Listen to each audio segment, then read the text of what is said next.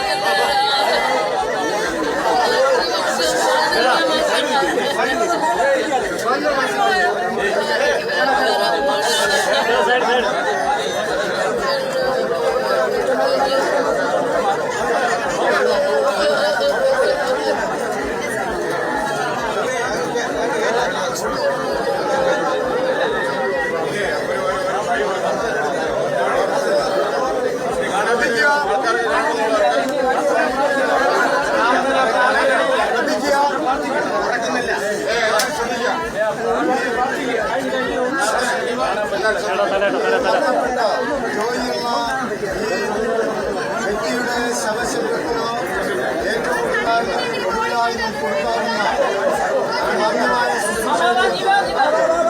നാം എത്തിച്ചേർന്നിരിക്കുകയാണ്. നമ്മൾ പ്രാർത്ഥിച്ച്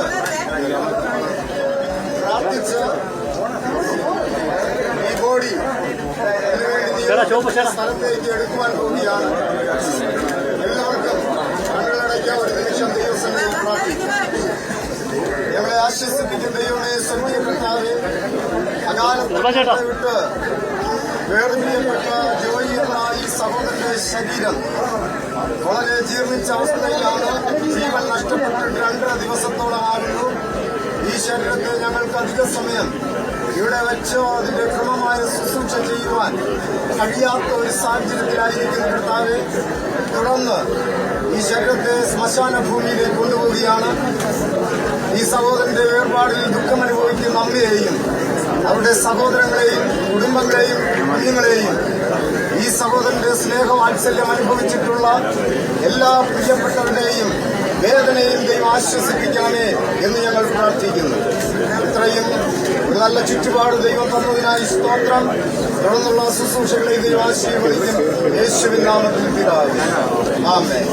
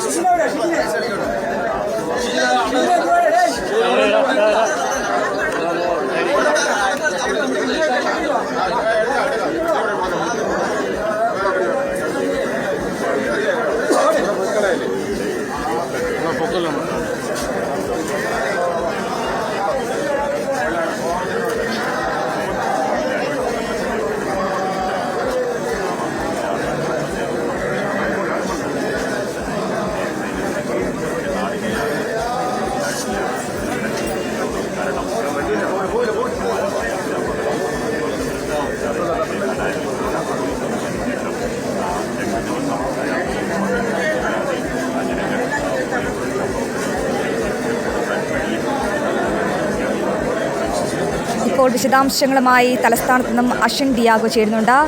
അഷിൻ,